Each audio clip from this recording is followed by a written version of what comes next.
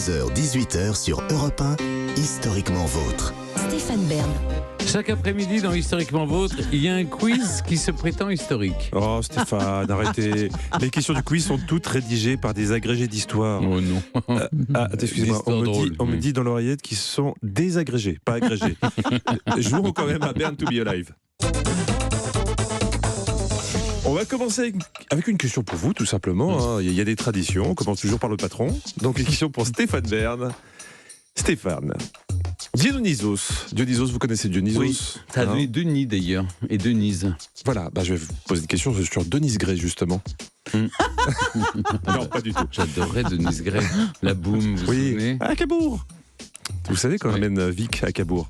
Mais c'est un autre sujet. Là, Dionysos. Dionysos était le dieu de la vigne, fils de Zeus et Sémélé. Cette dernière est morte avant l'accouchement. Son père a eu le temps de le récupérer pour le mettre dans sa cuisse, pour ensuite lui donner la vie. Mais de quoi Sémélé est-elle morte? Plusieurs propositions. Parce que je sens que sinon là, il y avait un peu de détresse. Oui. Alors, elle a été tuée d'avoir vu Zeus en vrai. Elle a été tuée par Éole, comme quoi les éoliennes. Elle a été tuée par le cerbère de la porte. Ou elle est tombée dans un ravin en faisant un selfie sur le mont Olympe. Alors, je crois qu'elle est...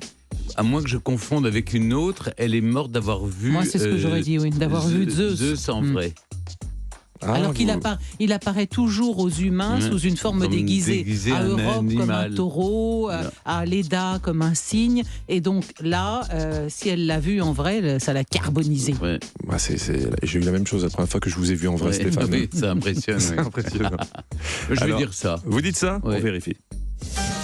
Vous avez gagné. On peut pas vous coller tous les deux là-dessus. Zeus aimait Sémélé. Héra, la femme de Zeus, a pris l'apparence d'une nourrice en disant à Sémélé de demander à Zeus de lui apparaître tel qu'il est. Ce dernier ayant juré de lui accorder tout ce qu'elle voulait, il s'est présenté avec la foudre et les éclairs. Sémélé va mourir brûlé. Oui, Héra, c'est une grande jalouse. Hein. Et puis elle sait y faire, visiblement. Une question, on va rester dans la mythologie pour vous, Clémentine. Elle adore. Métis. Est-ce que vous connaissez Métis? Oui. Alors, Métis était déesse de la sagesse et de la ruse. Voici ma question. Elle était également une vraie métisse. Vrai ou faux? Métis, est-ce que ça n'est justement pas celle qui n'est pas invitée aux noces est-ce que c'est pas celle qui donne la pomme qui jette la pomme entre les déesses? Ça n'est pas Métis, non? Pour foutre la merde. Mais comment vous parlez? Allez me laver cette bouche. Au savon, Non, s'il mais vous c'est plaît. vraiment ça. Bon. Alors attendez, métisse, était-elle métisse? Non. Parce que la métisse, c'est aussi un tissu. Donc est-ce que je pense que vous voulez m'égarer sur le dire d'autoroute. Oui, exactement. Donc je réponds non. Métisse n'était pas métisse. Métis n'était Et pas je n'en métis sais selon rien, la Clémentine. vérité. Hein, oui. On va voir ça. Vous avez gagné. Je réussirai à vous piéger un moment. Métis a été la première épouse de Zeus. Son père était le titan Océan. Sa mère, c'était Thétis. Et d'ailleurs, sa mère et son père étaient également frères et sœurs. Pleurez, 12 alcyon, ô vous, oiseaux sacrés, oiseaux chers à Thétis, 12 alcyon, pleurez. C'est ce que je dis tous les matins. Voilà. Merci beaucoup, Clémentine. Une question pour Stéphane maintenant. Les catacombes de Palerme sont à visiter. On y trouve des moines momifiés du XVIe siècle, mais aussi des corps du XIXe. Par exemple, vous pouvez aller saluer Giovanni Paterniti, ancien vice-consul des États-Unis qui est mort en 1911. Il a été embaumé, on peut toujours le voir, et d'ailleurs il a toujours quoi? Plusieurs propositions. Sa moustache, sa coquetterie dans l'œil ou sa raideur intime. Oh. Alors évidemment, la bienséance voudrait que je dise la moustache. Oui. Est-ce que vous pensez que la rigidité cadavérique, ça permettrait de tels prodiges post-mortem? Oui.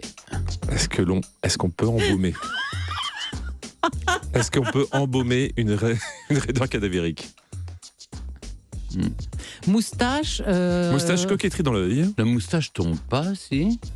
Non. Non. Pourquoi enfin, Pourquoi elle au tomberait? contraire, les poils continuent à pousser après la mort. À un moment, quand il reste plus que le Ah bah crâne. oui, après, oui, mais là, il est momifié. Mais Non, regardez la tête Oui. de Richelieu Oui. momifiée. Vous l'avez fait pas. Parce que vous étiez en train de désigner Stéphane. Regardez, Stéphane. Mais j'ai jamais eu de moustache. Mais évidemment, connaissant l'auteur des questions, il a très envie que je dise Bien la sûr. raideur. Quelle est la troisième solution dehors de la moustache? La La coquetterie dans l'œil. Ouais, la Oui. coquetterie dans l'œil. Oui, non. Non, ça. S'il louchait, ça se voit pas sur Pas- sa momie. Je non. pense, attendez. Ah, ça va peut-être être ça, Stéphane. Ouais. Ah, il a un doute quand même, hein. Non, Non, parce qu'il a que les le yeux corps fermés. vitreux, ça se Les yeux décompose fermés, on sous lui a ça, fermé les les yeux, yeux, on voit quand plus même. rien. Sauf s'il avait des yeux. Non, et s'il avait un œil de verre comme Talleyrand dans Non, son non. cercueil, il Là, n'aurait pas de on- coquetterie. Non, là, Non. on s'égare. Ouais. Oh, ça va être ça. Donc vous partez sur la raideur ou la moustache raideur cadavérique. Vous partez sur la raideur Ouais, cadavérique. Moi, j'aurais dit moustache. Hein, Ok. Ça me paraît louche. Tout ça. On vérifie. Vous avez perdu. Non, c'est la moustache. N'oublie jamais. Il faut toujours privilégier la bienséance, comme vous dites. C'était la moustache. Ah oui. Ils Ouais, peuvent dire j'ai- merci au célèbre embaumeur italien Alfredo Salafia, sa technique. Une part de glycérine, une part de formol saturé avec du zinc et du chlorure. Notez, Stéphane. Et une solution d'alcool d'acide salicylique. Bon, Est-ce que ça marche sur les cheveux aussi? On peut tout faire avec ça. Sachez que je ferai un test de cette méthode sur le perdant du quiz. Attention Clémentine, vous pouvez emporter cette épreuve aujourd'hui avec cette question. 1892, c'est le début de la construction de la cathédrale Saint-Jean le Théologien à New York. Même si elle n'est pas achevée, c'est la plus grande cathédrale anglicane du monde. Vrai ou faux?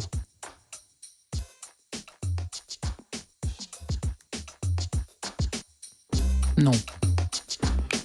Non. Comme ça, c'est un feeling ou...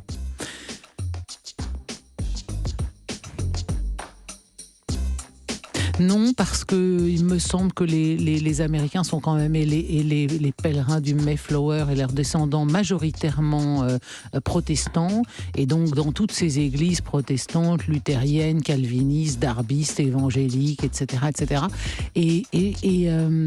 Ou alors elle est la plus grande, mais pas. Non, moi je vois pas pourquoi elle serait pas en Angleterre. Plutôt qu'aux États-Unis. De toute façon, si je perds, on fait la dernière question. Donc, non, je réponds non. Non. J'espère que vous avez pris des leçons là, Stéphane. C'est Oui. argumenté. Oui, c'est très argumenté. Tout ça. C'est argumenté, elle va Bravo. se planter. Non, mais On écoute écoutez, la moi je réponse. suis mon intuition. Vous avez Perdu. Voilà, c'est bien argumenté, mais c'est faux. Non, c'est bien la plus grande cathédrale anglicane. Alors, quel est l'intérêt de cette question? Expliquez-moi. De vous Elle est apprendre quelque inachevée. chose, hein, moi je suis là pour vous aider. En tout cas, c'est selon le Guinness Book, c'est la plus grande, 11 200 mètres carrés. En 79, le maire de New York déclare « On me dit que les plus grandes cathédrales ont mis plus de 500 ans à être construites. Je vous rappelle que nous sommes dans les 100 premières années. Ça fait c'est un peu la familia sagrada new-yorkaise. Mais est-ce qu'il y a des Exactement. croyants et des pratiquants? Est-ce qu'on y célèbre des cultes dans cette Non, des ils en ont messes, fait un non fast-food. Ah bah voilà. Allez, une question pour vous départager. On part pour l'Égypte. Ah, pas mal. C'est l'histoire d'Osiris et de son frère appelé Seth. Oui, bien sûr, Ouais. les frères ennemis. Exactement. Mm. Ce dernier est assez jaloux, il lui offre un sarcophage et lui demande de l'essayer. Osiris ne se méfie pas, il entre dans le sarcophage, son frère le scelle avec du plomb et le jette dans le Nil. Exactement. Isis, la femme d'Osiris, qui était aussi sa sœur, tente de retrouver le sarcophage. Seth le retrouve avant Isis, du coup, il découpe Osiris, façon puzzle, mais en combien de morceaux? Ah oui. Alors Seth, il a découpé son frère en combien de morceaux? Celui qui se rapproche le plus a gagné. 9. 9 pour Clémentine, 7. 7 pour 7. 7 mais sans 7. L'association d'idées magnifique. Je l'ai entendu, ça, c'est vraiment, et vous aussi, Stéphane, hein, certainement. Ouais. Mais, Vous l'avez entendu, mais vous êtes en dessous de la vérité. C'était oui. 14 et c'est Clémentine qui gagne. Bravo Clémentine. 14 morceaux. d'accord. Alors la bonne nouvelle, c'est que Isis va retrouver tous les bouts d'Osiris. La Il va mauvaise Sauf nouvelle, un petit morceau, je crois. Exactement. C'est ça. elle ne retrouvera pas le pénis. Ah, c'est Hmm. fâcheux. Elle aurait dû l'embaumer comme on fait à Palerme. Mais non, on le fait qu'importe. pas. hein. Ah non, c'est les moustaches. Ouais. Ah, désolé, je confonds tout. Non mais qu'importe parce qu'elle en a fait un nouveau avec de l'argile. Et Ah bah oui, apparemment mais ça a enfin. marché parce que c'est grâce à ce nouveau pénis que va naître Horus. Voilà, une histoire qui finit bien. Et vous y croyez, ces histoires? Absolument pas.